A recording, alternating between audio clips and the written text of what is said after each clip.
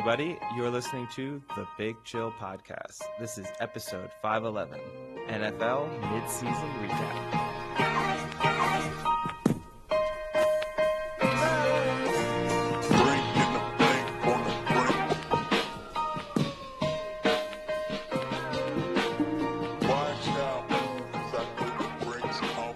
Hello, Big Chillians, and welcome back to the Big Chill Podcast. Frank, as always with Eddie.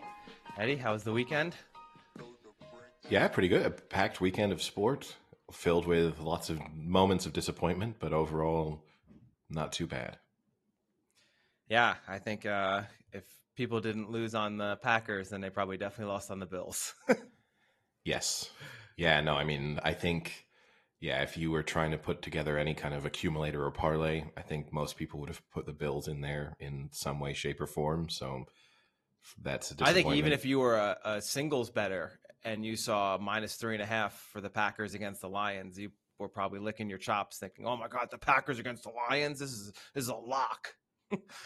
And in many ways it should have been, right? I mean, if you just hadn't had Aaron Rodgers throwing the ball away in first and goal situations, it would have been, that game should have probably been over in the first half. And even at the end, the Lions kind of tried to let the Packers win it, went into the death, and they just weren't capable of doing it. But a weird weekend. But yeah, I mean, from me, Blackburn winning, positive. England winning in the cricket, positive. England losing in the rugby, negative. So mixed weekend. Yeah, I mean, I guess let's start with the NFL then, since we just kind of mentioned it a little bit. Let's do overreaction 1. Do you start Jordan Love at QB for the Packers next week? I mean, I think it's a discussion for the Packers in terms of I don't know how they can move on from Aaron Rodgers and unless he's retiring, right? I mean, or trade. Yeah, but he signed that new deal. So you're in a situation, it's not like his contract's running down and you can just move on as an organization. So unless you're determined to trade him this offseason, which of course there'll be a market for Aaron Rodgers. There's no doubt someone will trade for him. I don't know. He's definitely hurting his trade value every week. The Colts are licking their chops right now for a chance at another overage, possibly over his prime quarterback to step in. They're done with Matt Ryan already. They are just licking their chops for Aaron Rodgers' trade potential right here. Yeah, so I think you're close because I guess the argument would be at some moment in time, you need to see what you have with Jordan Love. You had glimpses of him, obviously, in previous seasons when Aaron Rodgers has been injured. But maybe giving him, at the moment, they're not quite out of playoff contention yet. I'm sure if you're the Packers, they're telling themselves they can still make it. But if they lose another 1 or 2 games and it's season over, you may as well just say, we want to see what we have with Jordan Love. We want to give him 4 or 5 games so we can determine whether or not he is the future Packers quarterback or if we need to draft a quarterback in the future. So I mean, just getting to that quickly, I mean, I don't see any immediate chance for them to get back in the race because they have Packers, Titans, Eagles are their next 3 games. Packers are playing themselves. Oh, sorry, Cowboys. I mean, they are playing Cowboys, themselves. Cowboys, Titans, Eagles. So in a sense, if they can get 1 win out of those 3, that's a good result for them. I guess, yeah. I'll give you my other overreaction. I think. Wait, hold on. I want to do one more follow up. Yeah. Is yours still Rodgers?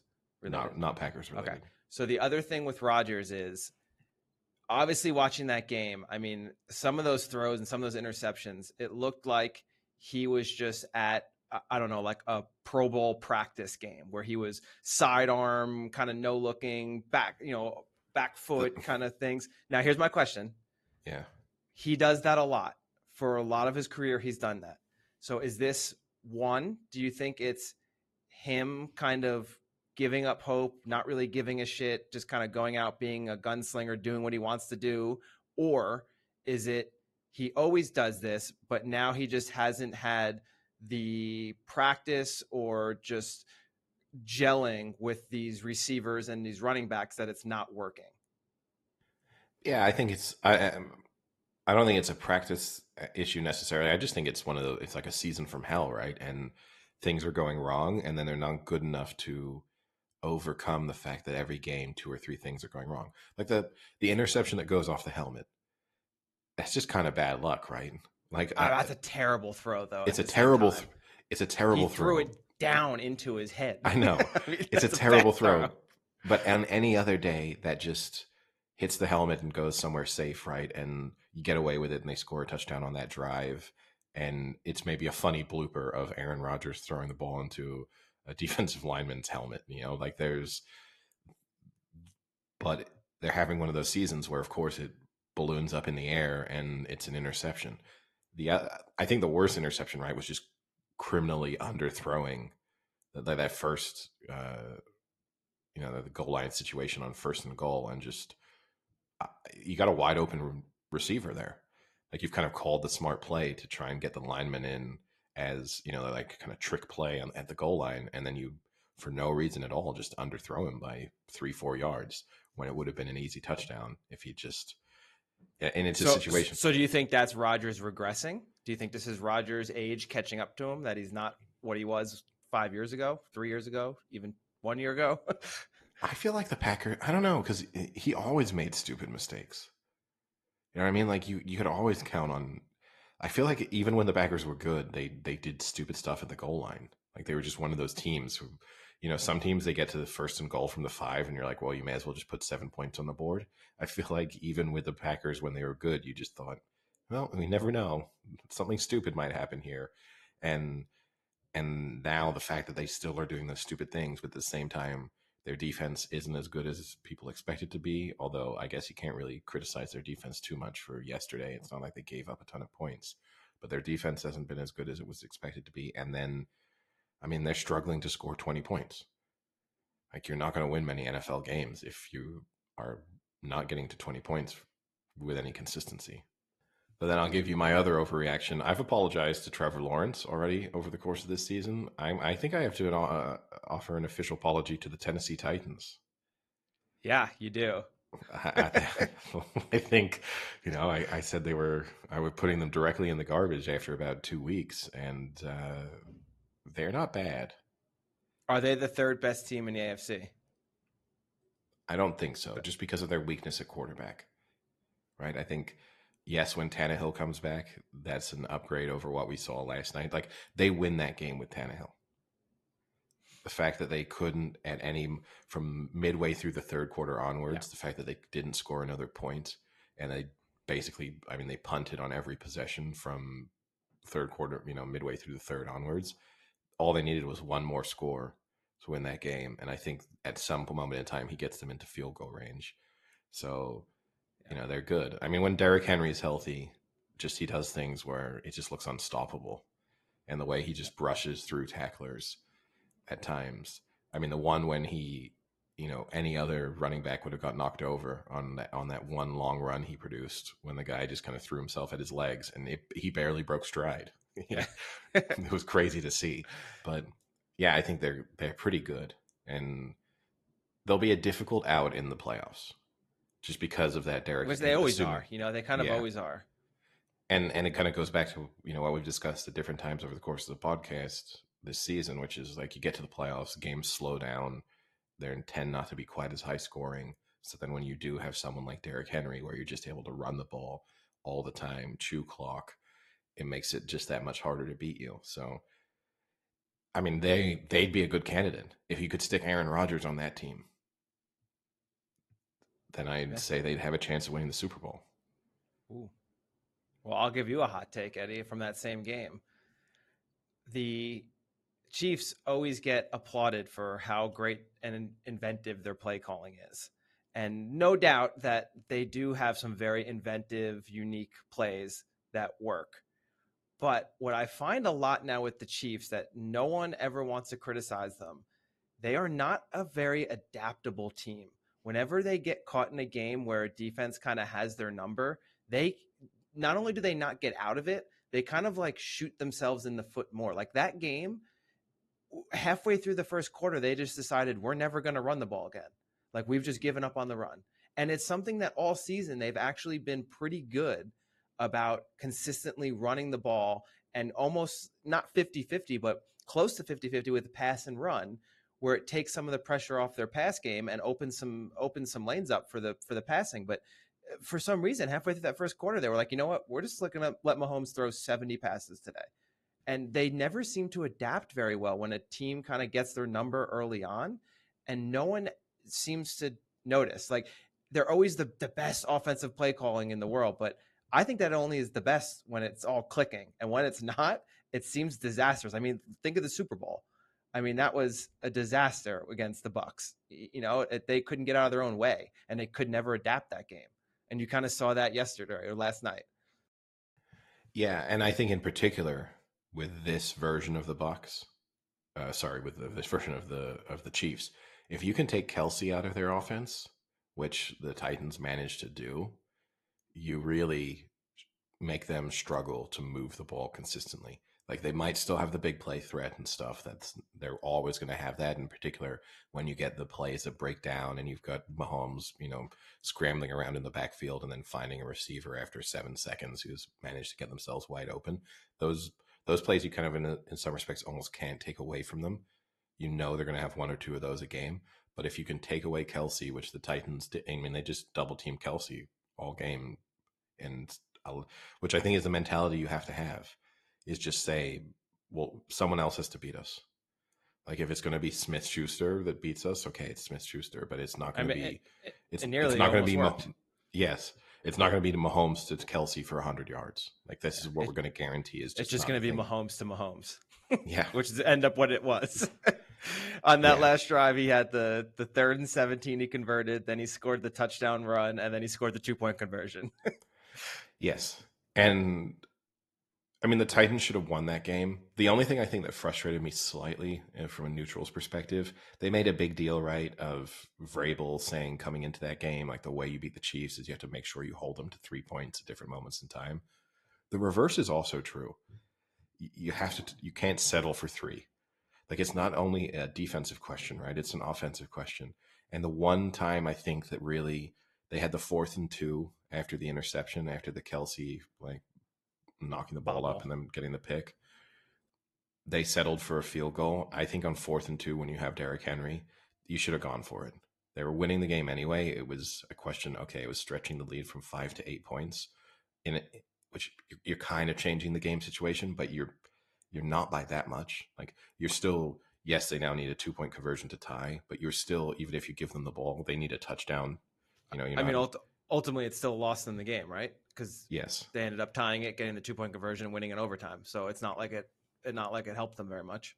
Yeah, I understand that's hindsight, but still, you know what I mean? Like, there is some truth to that. Yes.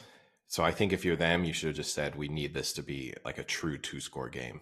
And so we're going to go for it on 4th and 2 in there. Like, I get not doing it on your own 40 or something, not being reckless with that. But in that particular situation, I think you have to go for it, particularly when they had serious limitations at quarterback. So they had to recognize the fact they weren't going to have multiple scoring drives left in them. Like, if they were getting the ball on their own 20, they were going to struggle to get into field goal range. And maybe that, if you're Vrabel, maybe that's the argument for taking the points when they're there to be taken. But I just think you needed a touchdown just to really stretch that to a 2-score game. And the fact that they didn't, and then they never had another chance to score points. I mean, that was with like 9 minutes left in the 3rd quarter, and they didn't see the Chiefs half again. So, you have to be a little bit more aggressive, even when you are playing against a Chiefs team that's also struggling to move the ball and score points themselves. Have you underestimated the Jets? You've been pretty harsh on the Jets over recent weeks. Well, I just said they're not in the top 10 on my power rankings, and even after beating the Bills, who are number 1 in my power rankings, they're still not in the top 10. Like, the Bills kind of threw that game away, right? Like, that was a really weird game. I don't think the Jets' offense is very good, and there's been a lot of praise for the way Zach Wilson played that game, but he was a C+ game manager at best. Like, that was not. I don't walk away from that being like, oh, he's the QB of the future, because he still thinks he's playing at BYU, where he's playing borderline Division I athletes, and he can scramble around for 30 seconds and throw the ball downfield, and someone's going to catch it. and that doesn't happen in the NFL, and he's going to get himself killed soon. But their defense is a legitimately good defense, and Sauce Gardner could be the next Jalen Ramsey, the way he's playing. Like, he is playing very well, and I think their defense played very strong. Their defense was good. At the same time, that was just a Josh Allen. I don't know what happened to him yesterday. They got to him, but that's the difference. He had the most pressures this season and the most sacks this season. Yeah, but he also did stupid things. Now you can, I guess, you can attribute those to the fact that he felt pressure over the course of the game. But some of those turnovers, I mean, he wasn't under pressure like the second interception. He's not under any pressure there. He just literally, I don't know what he was doing. You don't see Josh Allen just miss a guy by that and just throw it to a Jets, defensive back for no apparent reason, really. I think the Jets are not terrible. And if you're a Jets fan, that's a nice shift from the last 10 years. So that's good. And I think, yes, they're capable of beating. But if you told me, going back to the idea of putting the Bills in pretty much any bet, if you then told me the Jets are only going to score 20 points, I would have put the Jets, then the Bills would have been in everything minus 10 probably. And then if you told me Zach Wilson's going to have 154 yards, I mean, like there's nothing really from that game other than the fact that it's just a weird. It's the same way I felt almost not quite like when the Bills lost to the Dolphins. They just threw that game. They dominated that game, and they really did throw it away. Yeah, and half their team was injured that game. Yeah, they didn't dominate this game, but it's a weird loss. I didn't come away from it thinking, wow, what a performance from the Jets. Their defense is good, but it just felt like just not a good day at the office for the Bills, basically. Well, we're basically halfway through the NFL season. And I've went and put together the playoff bracket as it stands right now. So I'll run through this, and we can do two things. One, tell me if you think this is how it will be at the end of the season. And two, if it were to play now, who wins? Okay. So we'll start with the NFC. Number 1 seed, Eagles. I think they're going to hold on to the number 1 seed. With the schedule they have, I think it's a strong possibility. I think it's a lock. Yeah. They're 8-0. The Vikings are 7-1 in second. And that's a stretch that they're 7-1. Yeah. And next is the Seahawks at 6-3. And Cowboys at 6-2. I mean, I think at most the Eagles lose 2 games. So I think, they're the number 1 seed in the NFC. Okay. So the first matchup would be Vikings 7-1 versus the 49ers 4-4. 49ers making a wild card. Yeah. I love it. I absolutely love it. Because you love Kirk Cousins. Kirk Cousins, if the chance to play primetime Kirk Cousins in a playoff game, I mean, like, sign me up. That's really reminiscent to me. I mean, I think just from the Niners' perspective over recent seasons, right? That first or second round playoff game when they get to play whoever is coming out of the NFC North, we've just seen this time and time again that those teams just aren't that great, and the records are stronger than they should be. We've seen that with the Packers over the last few years, and yeah, you're gonna have a team like, the Vikings, only 3 losses over the course of the season. It's gonna get hyped up going into it, and then it's just gonna be Kirk Cousins panicking in the backfield as he gets pressured on almost every snap, and the Niners just running the ball all over them, and it's gonna be the Niners winning by 20 points. Yeah, and then for the Vikings, I mean, I don't know if they'll stick in the number 2 spot, but at this point, I think it's pretty hard to argue they're not going to win the division. They have a 5-game lead right now over the 3-6 Packers and the 3-6 Bears. At this point, I mean, I would almost say the Bears have a better shot to catch the Vikings than the Packers do. Considering the Packers' next 3 games are likely going to be losses, you're looking at a 3-9 Packers team. So yeah, at the same time, then looking at the Vikings schedule, they play the Bills next. I expect them to lose that. And then but a 5-game lead with 8 games left is tough. I know, but I guess in terms of more thinking of them in terms of the 2 seed, I could see them. I could see them losing the 2 seed. I mean, the issue with losing the 2 seed is it'll have to be the NFC West, because the next game would be the third ranked Seahawks versus the wild card New York Giants.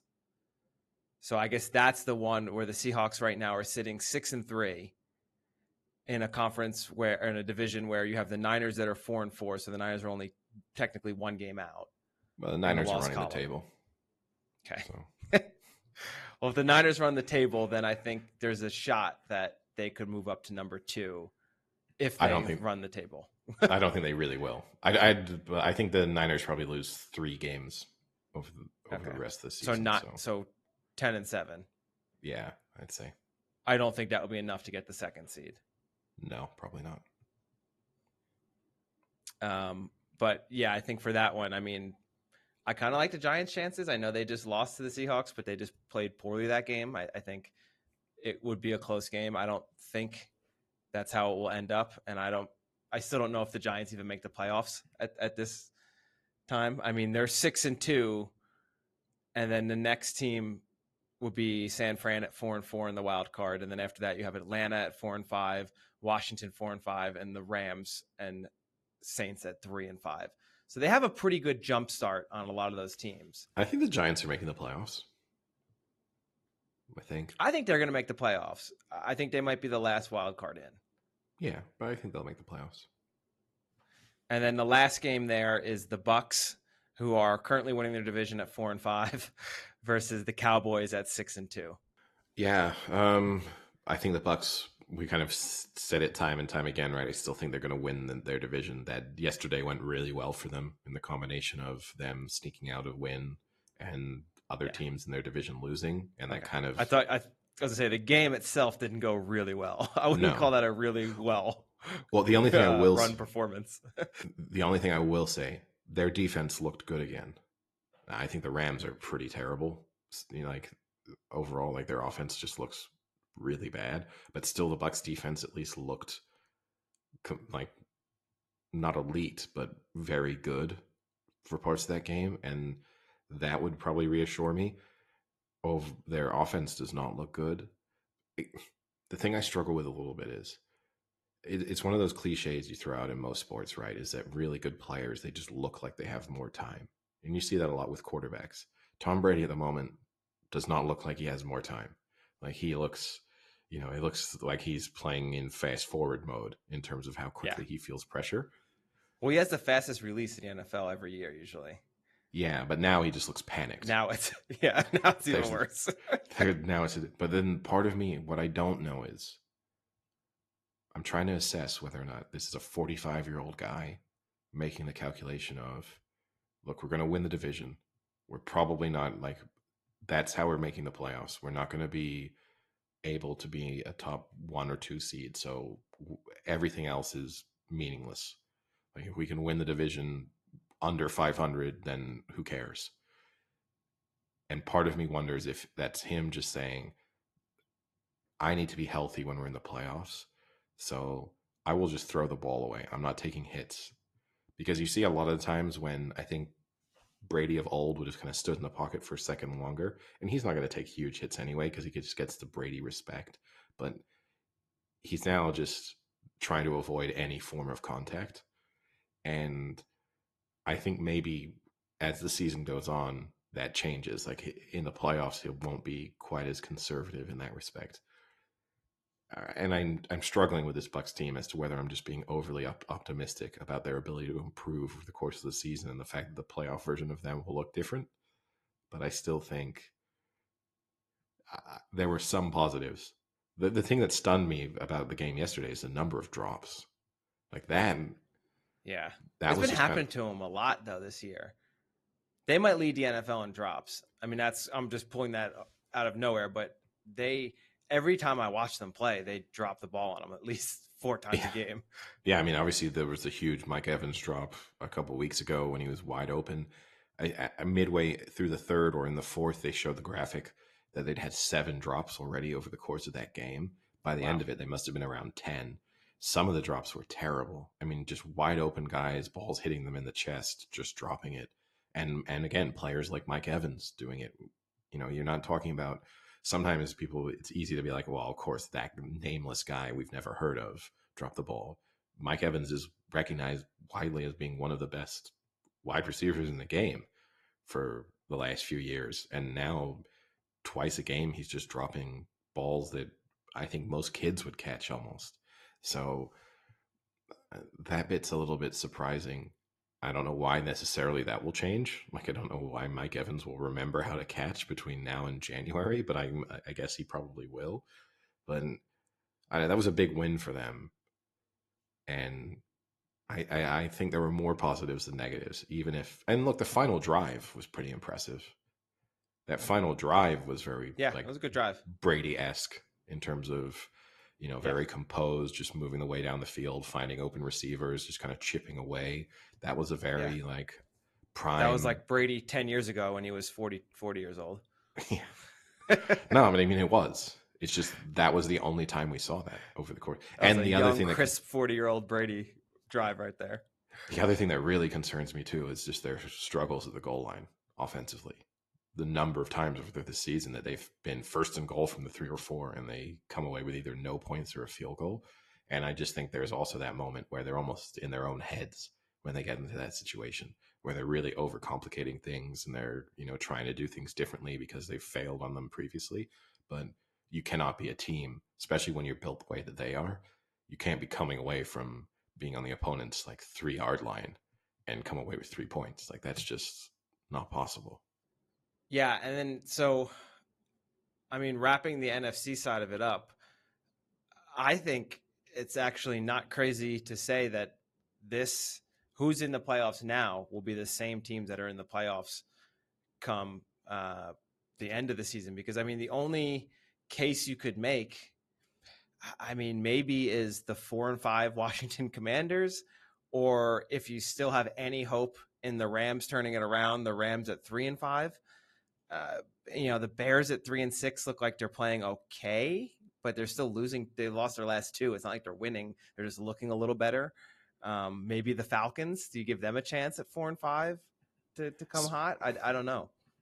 I give the Rams, like, no shot. Just they Okay. look so terrible. And they have a Yeah, tough schedule. You're going to be yeah, playing the right? No, they're done with the Niners, but yeah. I Yeah, I mean, you can't write off any scenario really in the NFC South. I mean, I guess the Panthers are officially done now.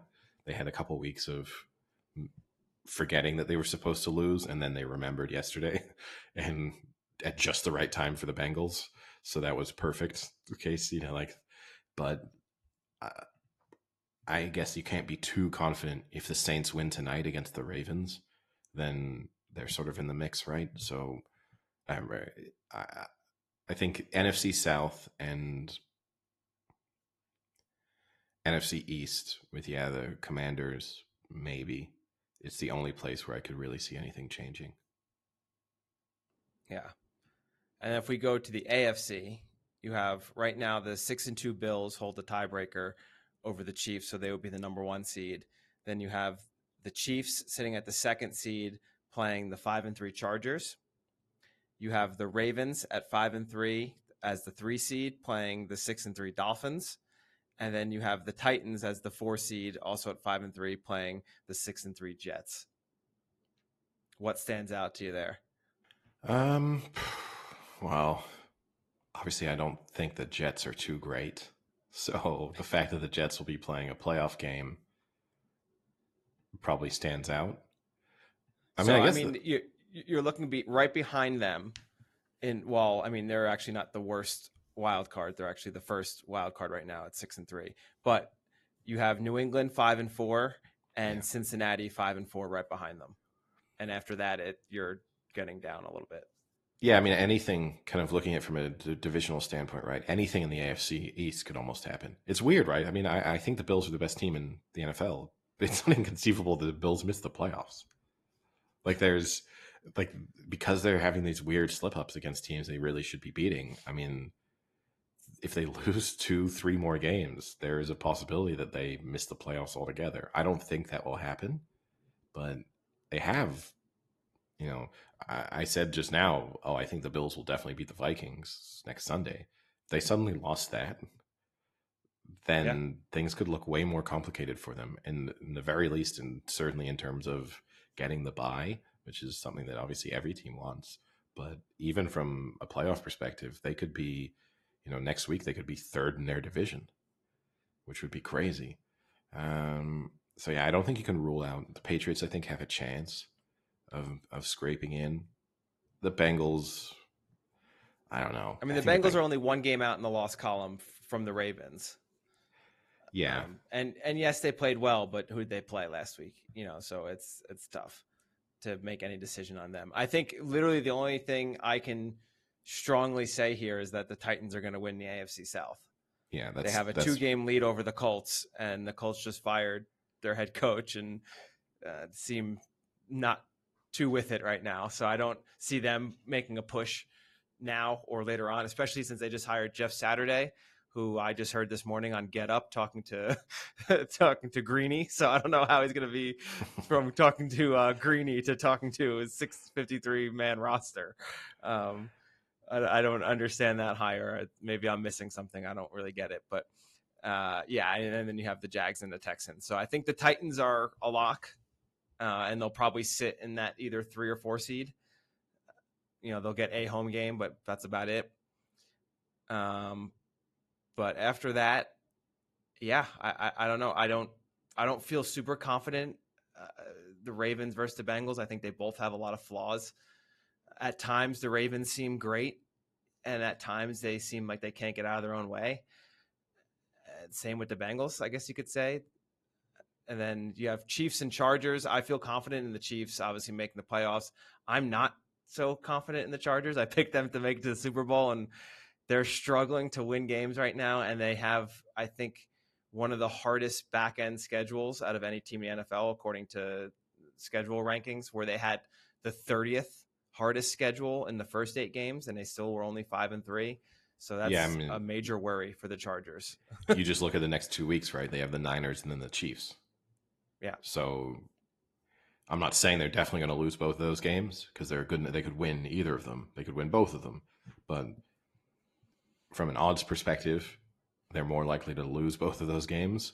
And if you then put them, 2 more defeats, then suddenly that puts a lot of pressure on them down the stretch. Yeah. And it's true when you do look at their games beyond that.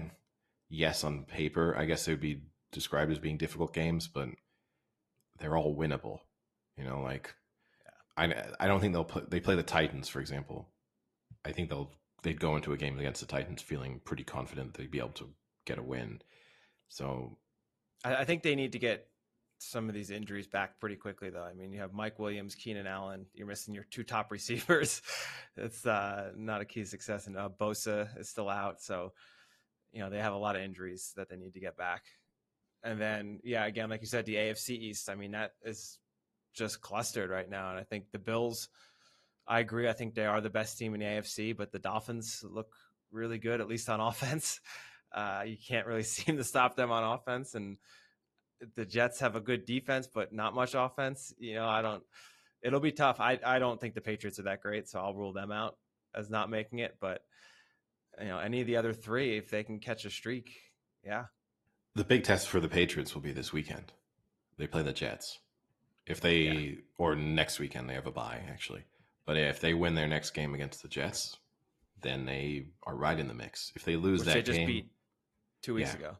If they lose that game, then that might be it for them, just because of the way that division is going to play out with, I think you can expect both the Bills and the Dolphins to win most of their remaining games. So it just becomes complicated. But if the Patriots win that, they're right in there. And give me your Super Bowl matchup.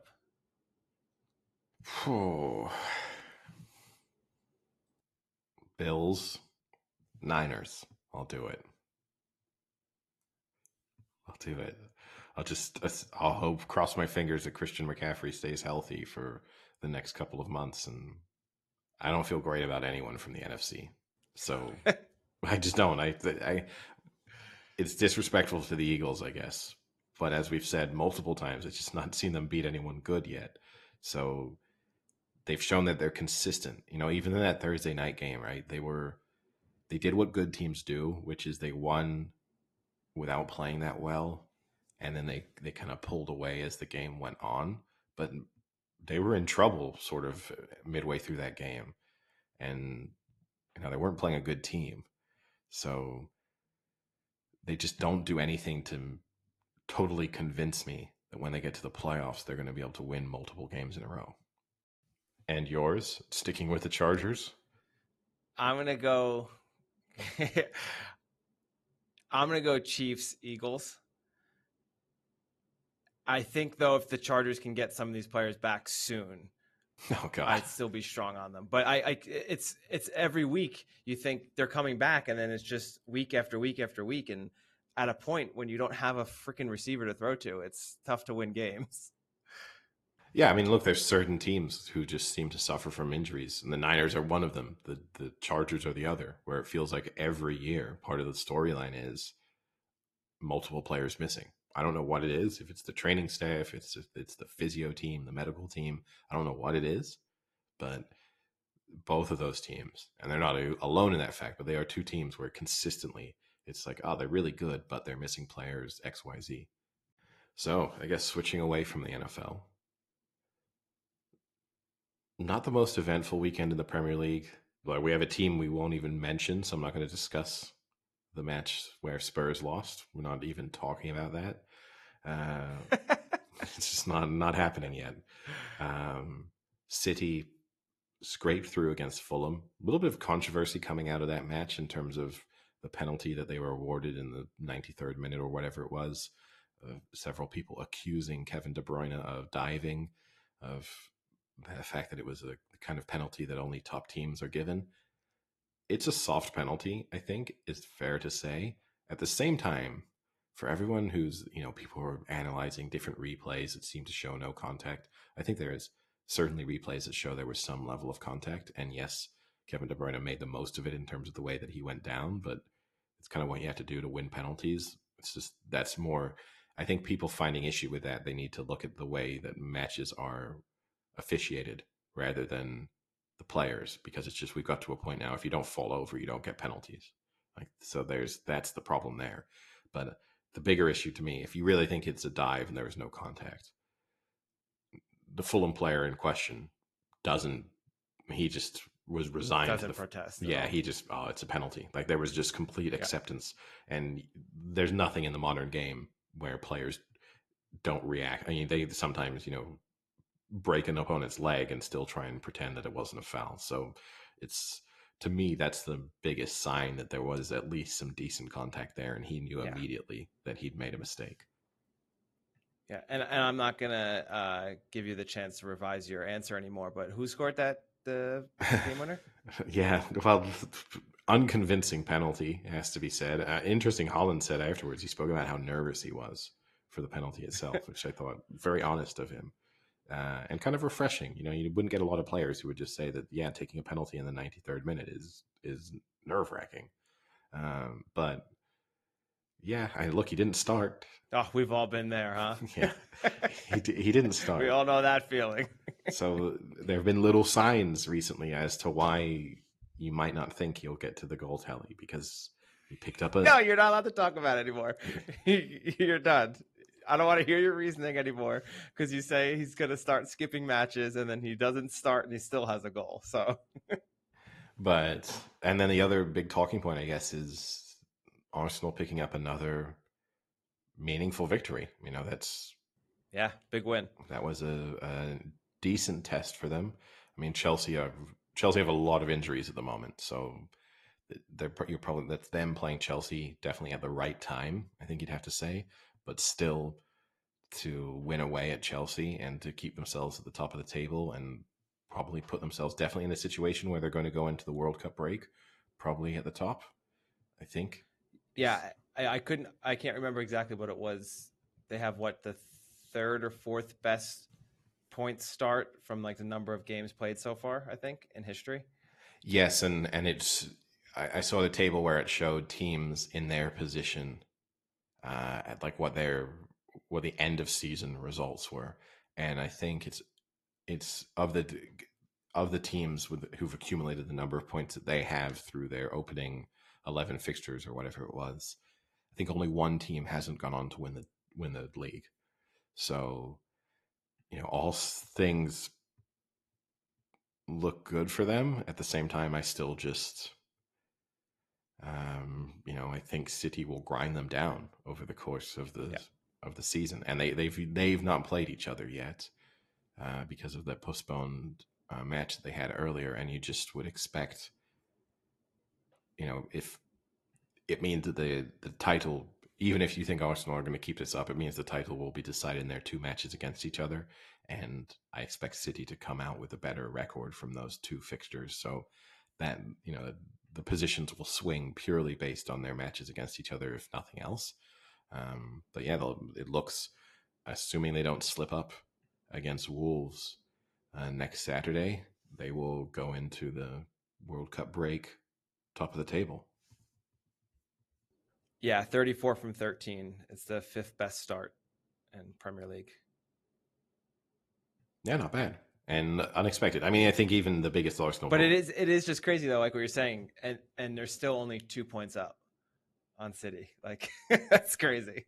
No, yeah, I mean, and that's and I think if you're them, it's hard to be an Arsenal fan and feel like they could have done anything better. I know that obviously they draw points and they'll be frustrated by some of those performances at different moments in time, but realistically, you'd be at this stage being like, well, they'll get to the World Cup break, and any honest analysis of how has the season gone so far would be, oh, this is remarkable. We could have never imagined to be on this points total at this stage of the season, and then to still have City breathing right down their necks. Whereas I think City in the league would kind of say, we've been okay, like we haven't hit our heights yet. And then you throw in that you'll have a fully rested Erling Haaland from the World Cup break, heading off to Mallorca or wherever it is he's going to, recharge. They do have the benefit of not being in the Champions League. They can just punt on the Europa League if they want to, and that could become more significant as the season goes on.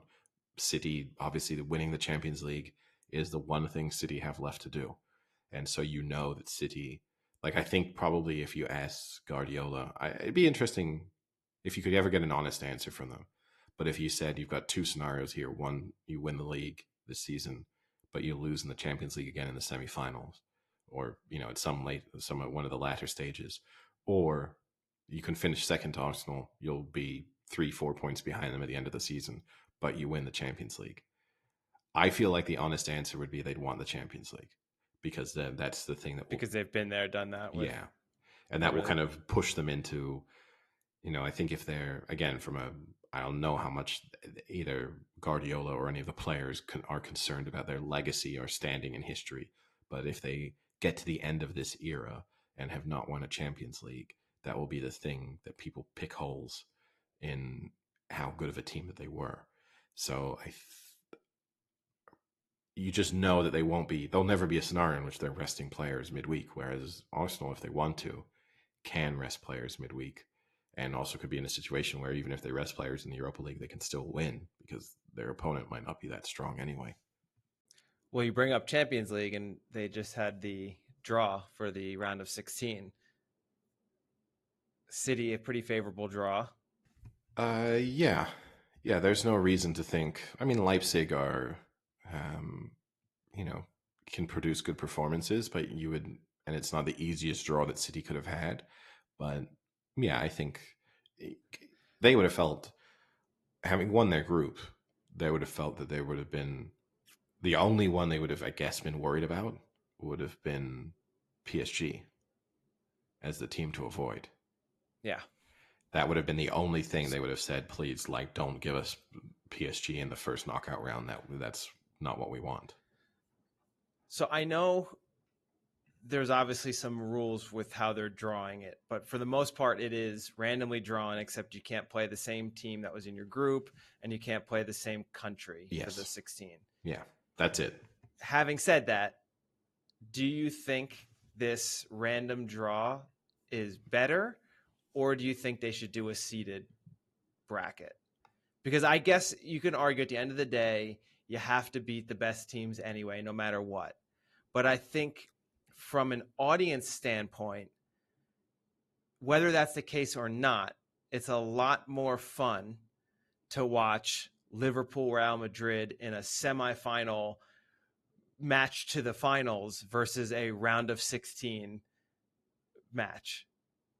I think this And is you seem slightly cheated by having that come up so quickly and then not being able to see either of those teams again. no. I think we should thank God that Liverpool might be out of the Champions League.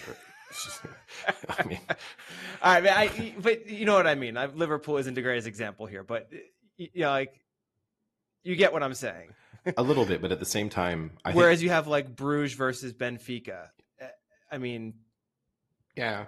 Well, it would do two yeah, things though. If you had a seeding approach, it would make the group games less meaningful, right? Because there's a huge advantage to winning your group.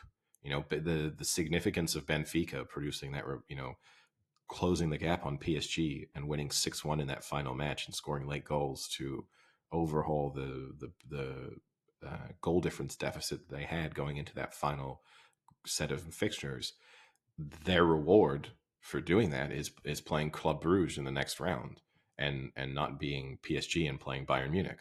Like that is so, you know, that's Benfica getting a prize for what they managed to do in that Champions League group stages. So you remove the significance of that if you have a seeded approach, and you also just play a little bit into the European Super League mentality of, well, the good teams need to be rewarded, right? Like we need to try and ensure that they make it as far as possible into the tournament. And because of the way the coefficients would have to work in terms of rankings, which would be, you know, I think the current the Champions League, the European ranking coefficients, I think it's based on your last 5 years of performances. I think it would reward teams who are consistently in the Champions League, consistently in the knockout stages. So if you're a team that suddenly appears, you know, if you're, I don't know, the year that Leicester City make the Champions League, or you know, whoever it is, you not only are you now faced with the mammoth task of competing on the higher stage, but you also know, well, when if we do make the knockout stages, we're gonna have like the worst possible path to the final. That's not. I think that's a little bit unfair, and it would just kind of we would end up seeing.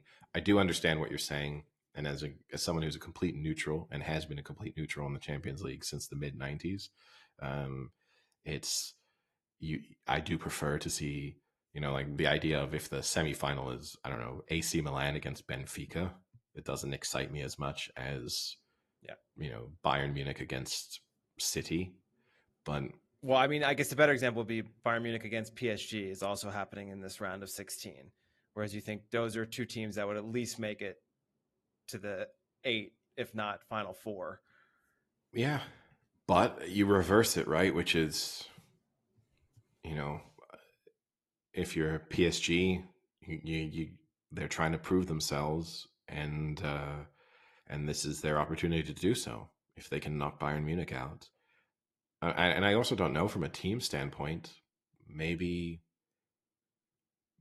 I don't know if you're happier. I don't know if you're PSG, if you're more confident playing Bayern Munich over the course of 2 legs, or if you're playing them in a final in, you know, one match, one off situation. I don't know which one they feel like they have a better chance in. I feel like against Bayern Munich, you'd probably rather play them one off just because they tend to produce one good performance at least out of two. So that's the thing that might make them a little bit more difficult to beat. But I mean, look, no matter what, in the next stage, we're going to have, you know, enough good teams. There's some ties there that don't excite me. Frankfurt against Napoli doesn't excite me too much, even though Napoli have been extremely good in Serie A so far. Inter against Porto doesn't excite me, and yeah, Club Bruges against Benfica doesn't excite me. AC Milan against Spurs barely excites me. I mean, it's just like mildly interesting, but I, you know, I'd expect. And there's a nightmare scenario here where like Leipzig knock out City, and all of a sudden, you know, like the Champions League looks really mediocre in the quarterfinals. Like it's happened before. You know, like there are these weird situations where like Porto knock out Inter, Leipzig knock out City, and all of a sudden, I mean, there's a scenario here where you could have Liverpool and no City, no Real Madrid, no PSG or Bayern Munich, and maybe no Chelsea. yeah, yeah, yeah. No, if you're UEFA, there's definitely they have preferences over certain teams winning these ties. That's or TV rights, networks that have companies that have bought the rights to the Champions League. They're definitely looking at this thinking, "Gosh, we really hope that there aren't a couple of upsets here." But yeah, I think I think for the most part they should go to form, and so you should be guaranteed. And it'd be the interesting thing. Maybe if you're the reverse is also probably true. If you're the UEFA or if you are the a TV, just like a broadcaster with the rights to this, you're probably happy that you probably want one extremely good tie in each round. So here you get PSG Bayern Munich and I guess Liverpool Real Madrid. And so assuming that those matches aren't on the same days, you then are in a situation of like, okay, we know we're going to get viewers tuning in. Even if you're a little indifferent to the Champions League, we know we're going to get people. I sort of seeing these as kind of must watch games. Whereas if it was all, Bayern against Club Brugge and, Liverpool against Benfica, people probably just decide, you know what, I don't need to midweek sit down and watch this. But I guess then mentioning the World Cup break and football, obviously, I guess next week we'll do our World Cup preview. So that's for everyone to look forward to. Oh, We can go through, we're going to have a special guest, I think, as part of our preview. And also over the course of the World Cup, we're going to try and have a number of footballers on who are obviously not participating in the World Cup. A good opportunity for us to maybe speak to some players who aren't involved. I thought Messi's still going to compete. Well, once he's knocked out in the group stages, we'll get him on. Oh, okay. But and then so yeah, we'll do all of those previews. Pick the England squad, I guess, which again, week by week, gets a little bit thinner with the injuries that are currently flowing in. But we'll do all of that, and look forward to that break. But I guess while we're talking about football and that World Cup, it's worth noting, I don't know if you saw, but FIFA have written to teams participating. We don't love to discuss the political sides of sport. Written to the teams participating. I read this article and it just instantly made me fall asleep and know that Eddie's going to bring it up. We have to mention it, but they've written to teams urging them to focus on the tournament itself and to not lecture based on morality and dragging football into, quote, every ideological or political battle that exists. Coming from one of the most corrupt organizations in the planet. Yeah. I love it. I love that. Hey guys, can you shut up about everything except football? Even though we're corrupt as fuck and we take money and bribes and do everything under the sun, but just don't worry about it, okay? Yeah, it's also, I mean, FIFA's mission statement is develop the game, touch the world, and build a better future. So, just in terms of their supposed purpose, reason for existing, I'm not saying that that's a political statement in any way, but there is some implication there that part of what they want to do is use sport as a way to, change the world to a certain extent. And they've chosen to have this World Cup take place in a country where there are some cultural and ideological differences with most of the participating countries. So they should have seen this one coming.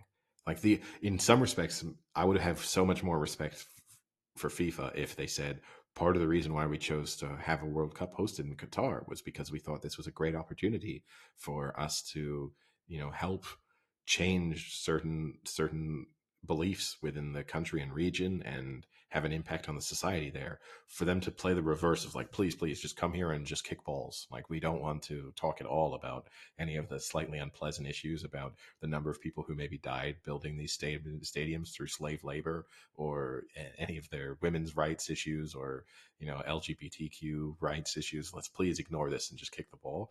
I'd have way more respect for them. I mean, they don't have that. They have no spine, so it's not surprising. But I would have respected them more if they'd at least said, this is part of why we did it. We know you don't like it, but we feel like this is one of the things that we can do to make the world a better place. Yeah, but that would be something an honest organization would do. Well, I actually think that would be something a dishonest organization would do, because I would just think, wow, great PR spin by FIFA. But I'd at least respect the smart PR spin. This is the dumb PR spin coming on the back of the dumb decision. And that to me is the thing that I don't get, is like that they're having meetings, and I'm assuming, paying some like PR firms and stuff to like, how can we help get the best possible message out there? And it's like, well, why don't you send a letter to the teams, the nations taking part? It will definitely be leaked, right? Like there's no way that this stays in secret. And I'm sure this letter will be well received by the general public. I mean, it's just such a dumb decision all around, but it's not surprising. It's an incredibly poorly run organization that's, mired in corruption controversies. Obviously, Netflix are timing the release of that documentary about how all of this came to be in terms of the awarding of World Cups to Russia and Qatar. All of, Netflix is going to try and kind of steal the limelight a bit of the World Cup buzz. But yeah, I mean, it's just stupid decision after stupid decision. And then, I guess, speaking of PR issues, a topic that we just do not Mattress Mac me. No, I'm not even going to mention. I barely know who that guy is. It's not coming up from my end. But a topic that we have discussed on multiple occasions, which was the Nick Kyrgios situation at Wimbledon when he accused a woman of having 700 drinks and distracting him. I don't know if you saw, but he agreed to pay £20,000 to a charity of her choice as a result of her defamation lawsuit, and said that he hoped that this was he apologized. He said on the 10th of July 2022, during the Wimbledon men's final, I told the umpire that a fan, who I now know to be Anna Palace, was distracting me during the match, believing that she was drunk. I accept that belief was mistaken, and I apologize. To make amends, I have donated £20,000 to the Great Ormond Street Hospital charity, a charity chosen by Miss Palace. I will not be commenting on this matter again. So, if you're her, are you happy with it? I mean, do you think that's what? Oh, you got your 5 minutes of fame. I think all she wanted was the fame of, like, it's that whole thing just angered me from the start to the finish, because no one knew who she was. You can't tell me that you were embarrassed and humiliated when he didn't know your name. No one even really showed you. So your name was never public. You were the one who came out and said it was me. An easier way would have just been like, oh, I don't know who that was. Yeah, that woman looked like me, but that wasn't me. Well, you'd even have to lie because no one would even ask you. No, that doesn't. I don't think that works, because imagine your work. Someone from your work was tuning in. I mean, her face was shown, right? So if you knew her, you would quickly. She had like glasses and a hat on. If you knew her, you recognize her. You know what I mean? Like if that's your work colleague, if you're her boss, you instantly recognize her.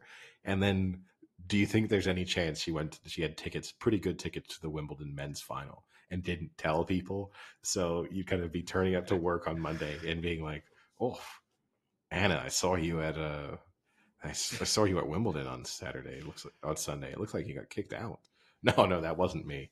But you were all last week. You said you had tickets to the final. How excited you were! You told us where they were. No. In the end, I didn't go. It definitely wasn't me. I gave them to my sister. There you go. She looks very similar, and she's a complete. She's a complete drunk. Sister. I gave it to my alcoholic sister.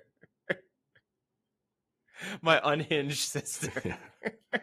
But no, I can kind of understand from her perspective. You never know with things like that.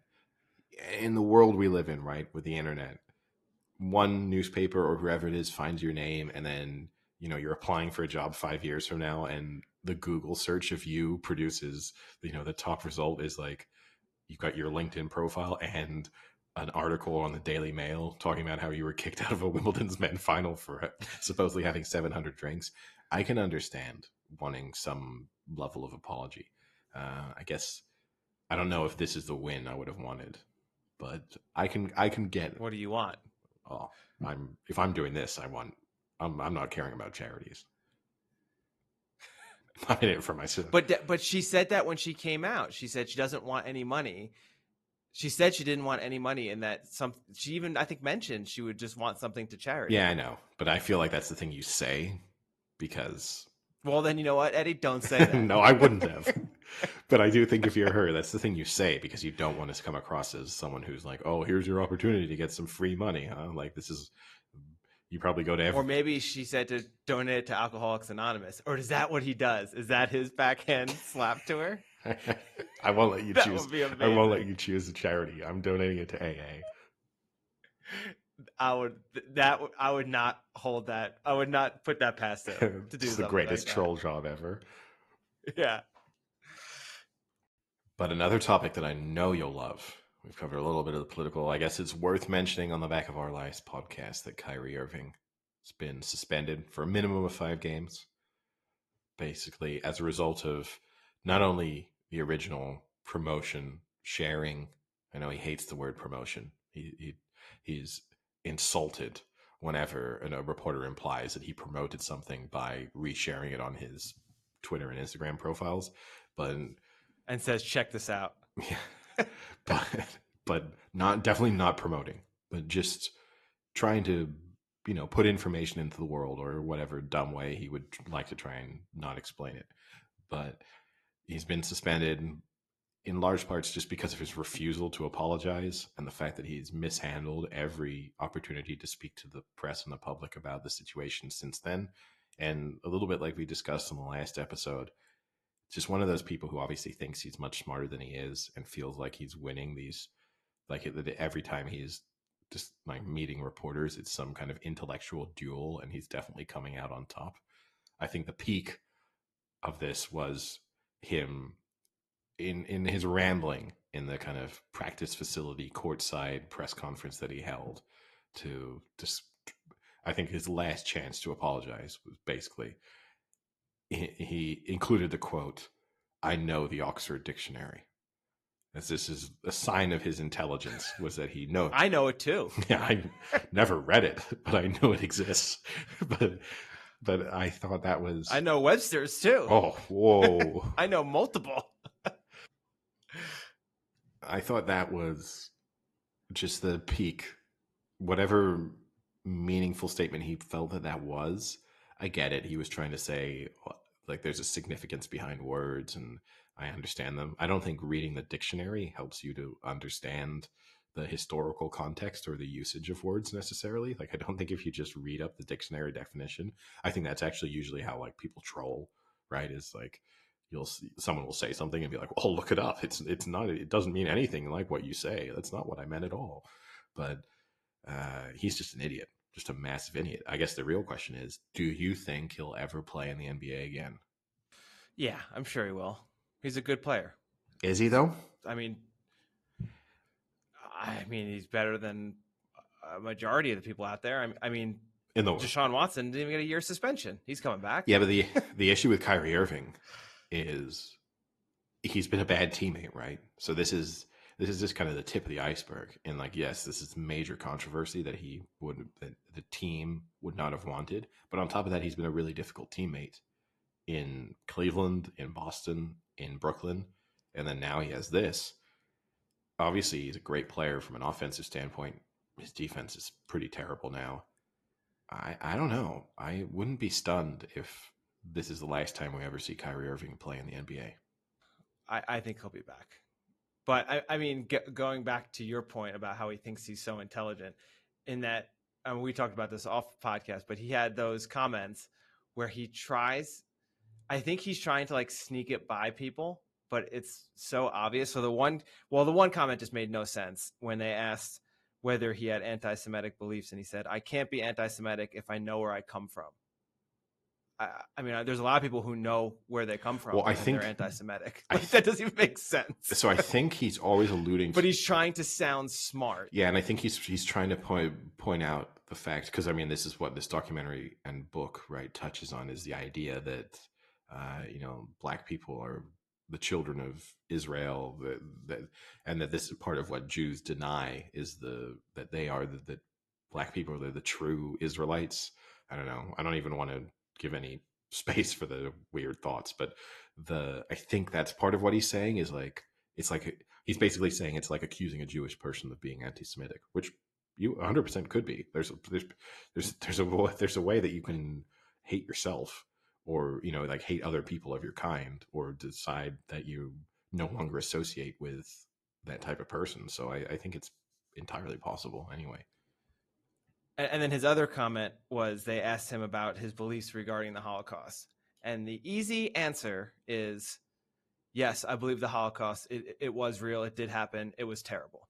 That's a simple, standard what you say because it's a true statement. I think here's what he said. Before you read what it's not even that is the simple, like that should be the only. It's just like it happened. Terrible thing. Next question. Like this is his. Those falsehoods are unfortunate. And it's not that I don't believe in the Holocaust. I never said that. Never, ever, ever have I said that. It's not come out of my mouth. I never tweeted it. I never liked anything like it. So he doesn't say he believes in it. He just says he never said he didn't believe in it. That's all he said. Then he goes on to say, it's never like, so the Holocaust in itself is an event that means something to a large group of people that suffered something that could have been avoided. If that isn't the most roundabout way to get out of answering something and not sounding like you're anti-Semitic, I don't know what is. Yeah, and then he did the classic thing of within that press conference too, right? Of, well, where were you? Like, then flipped it on reporters. Like, where were you talking about slavery and and look, I'm not saying there's plenty of times where a lot of racial issues could receive more coverage. I don't think within the NBA reporting as a whole. I think it's a league that's dedicated a fair amount of time to covering, like if you look at the way players openly protested against, issues that have occurred over the past few years. I think it's a league where it's difficult as a player to say, well, we only talk about Jewish issues here. I don't think that's, and there's the person I feel sorry for. There's only one active Jewish player in the NBA. And I will say, for the most part, other players have been pretty quiet about this situation. To have a player like openly sharing pretty anti-Semitic material, and also semi-denying the Holocaust in the process, and then like there's not been a lot of other players who've come out and been like, Kyrie Irving's an idiot. A little bit of an awkward situation for the one Jewish player to be sitting in a locker room feeling like, I don't know how many of these people, because you've had people come out and defend Kyrie for being just an advanced thinker and an open mind, or like the dumb ways in which they try and protect him. A little bit awkward. Yeah, it's just it's amazing that he thinks he's so smart in getting away with what he's saying, but it's so obvious that he's just an idiot. I mean, it's an event that means something to a group of people that suffered something. Come on, dude. But not to hit the hat trick of events you don't enjoy, of topics you don't enjoy. We won't even talk about Mattress Mac. You're the one who even made me aware of him in the first place, although there was some relentless coverage of him over the course of those World Series. But the Houston... Yeah, I mean, and they are weekend at Bernie's. Yeah, it's pretty sad. I mean, he is not... He's on the dugout, and they got... You can see the strings holding him up as he goes. Also, he's in that awkward situation where he's got his security standing around him, who then cheer for him, but really don't care. But like, it's part of his entourage. It's just his security trying to protect him. But obviously the Houston Astros. I mean, the much better bet, though, than him was the person who bet the $50 on the Astros defeating the Phillies way back in the beginning of the year that won $125,000. Yeah. So 50 to 125K is a huge win. And that person did not hedge. At least said they didn't. Yes, at least I probably would have. I take people on their word, Eddie. Except Mattress Mac. That guy's been dead for years. Yeah, the Astros won the World Series. I guess it maybe helps them to change their image slightly. Obviously, after the cheating controversy of a couple of years ago, I don't know if it. I think for the most part, this angers people in baseball more than it makes them think differently of that team. One thing I just have to address in general from American sports celebrations, the goggles when you're spraying champagne, just it's not necessary. You know, like you just don't. If you're that concerned about your eyes and getting a little bit of champagne in your eyes, don't be in the room spraying the champagne. But it's such a pathetic look. Yeah, I don't know. I've never won a championship of significance to spray myself with champagne, so I can't comment on the pain of the burning sensation. I mean, I've sprayed champagne. I've been sprayed in the eyes with champagne. I think I would be decide if my eyes were getting stinging a little bit. I would be reminding myself that I just won the World Series. Like I wouldn't be. I'm not going to crumple in the corner and cry because my eyes hurt a little bit. And it's not like you're going to have some long-term damage. It's not like we ever heard like, wow, man, that guy was the greatest first baseman of all time, and then won the World Series one year, got a little bit of champagne in his eyes, and couldn't hit a curveball again. So I mean, I don't. It's just it's just such a loser look for me. Speaking of, on a similar note, the National Women's Soccer League, the NWSL, the Portland Thorns won probably like a week ago, I think, or 2 weeks ago.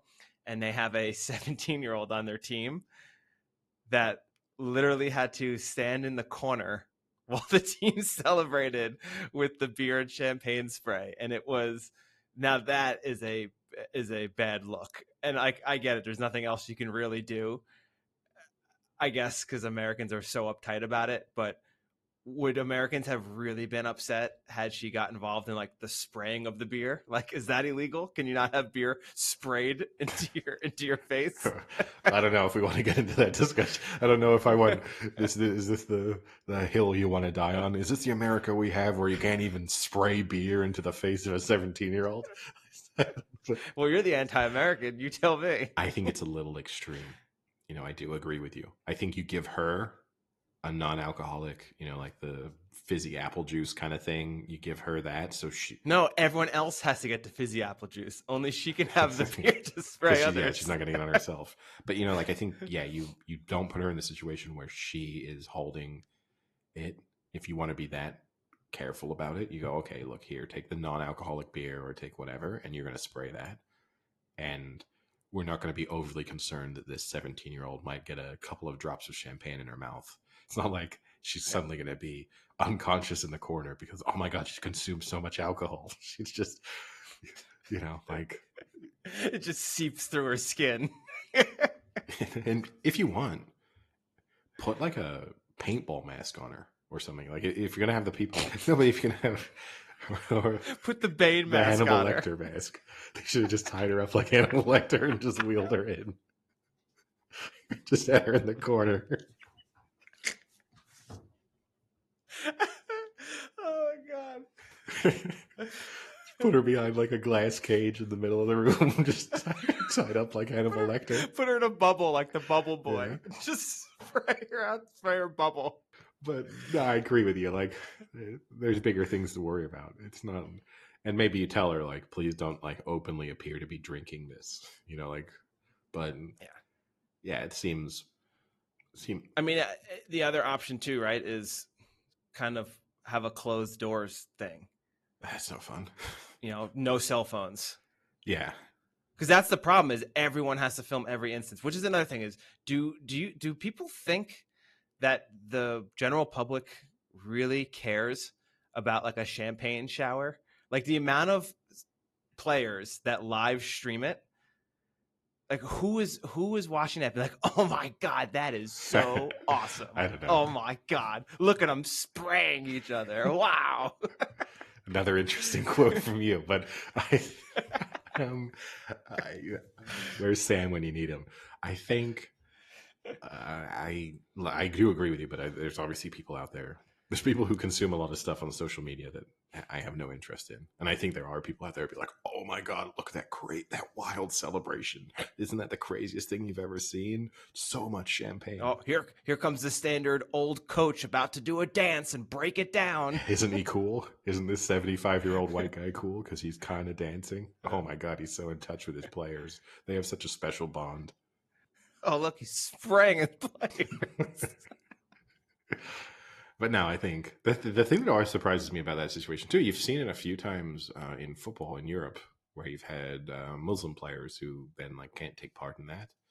Um, Sadio Mane was one of them who, but you've had a few of them. It surprises me in the U.S. it doesn't happen more frequently. A little bit like with the 17-year-old girl, where you don't have some kind of high profile athletes who then like ask not to be part of the champagne celebration. All right, I guess that wraps up the discussion from the world of sport for the week. Yeah, I don't really have anything else except I am asking you. I'm not going to say I'm begging, but I would like you to watch Andor. Oh God, I'll try an episode. Okay. You have to try 3 because they're like 3 episode kind of like almost like mini movies. Okay. Yeah. Here's what I'll tell you.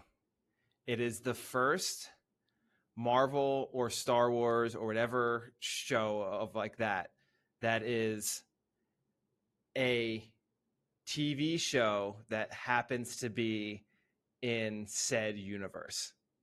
Okay. So it's like the first one that isn't like a Marvel show about this. It's a good TV crime show. I guess it's kind of a crime. You'd call it a crime thriller that happens to take place in the Star Wars world. All right, I'll try it.